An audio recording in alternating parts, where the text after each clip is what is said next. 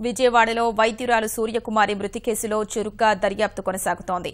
సూర్యకుమారి అదృశ్యమవడానికి ముందు నిందితుడు సూర్యప్రకాష్ అలియాస్ బాబీ ఇంటికి వెళ్లి తిరిగి వెళ్తున్న దృశ్యాలు పోలీసులు విడుదల చేశారు.